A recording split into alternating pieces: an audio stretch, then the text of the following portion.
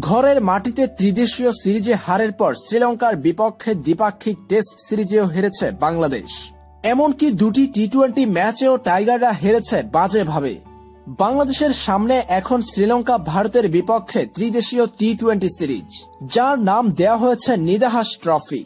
টি-20তে বাংলাদেশের অবস্থান বাজে থাকলেও বাংলাদেশকে নিয়ে ভয়ে আছেন সাবেক ভারতীয় কিংবদন্তি সুনীল গাভাস্কার। তার মতে টি-20তে যে কোনো দলকে হারানোর ক্ষমতা আছে বাংলাদেশের।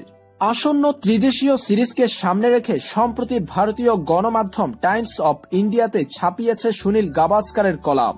আর সেখানে টি-20তে বাংলাদেশের সামর্থ্য নিয়ে লিখেছেন সাবেক ভারতীয় এই ক্রিকেটার। তিনি লিখেছেন, বাংলাদেশ তাদের খেলার জায়গাটা অনেক উপরে নিয়ে গেছে। বিশেষ করে বাংলাদেশ প্রিমিয়ার লিগ বিপিএল এ তারা যে শুধু টি-20তে অভিজ্ঞ হচ্ছে সেটা নয়, ড্রেসিং রুমে বিশ্ব ক্রিকেটের মহা তারকাদের সঙ্গে আলোচনা করে নিজেদের স্কিল উন্নতি করছে। এই কারণে তারা এখন নিখুঁত ক্রিকেট খেলে। আমার মনে হয় টি-20তে ভারত শ্রীলঙ্কাকে হারানো বাংলাদেশের কাছে কঠিন কিছু নয়। নিদাহাস ট্রফিতে এমন কিছুই ঘটতে পারে, তা দেখলে আমি অবাক হব না। নিদাহাস ট্রফিতে ভারত ও শ্রীলঙ্কার বিপক্ষে কয়েকটি টি-20 খেলবে বাংলাদেশ। ফাইনালের মধ্য দিয়ে শেষ হবে এই সিরিজ।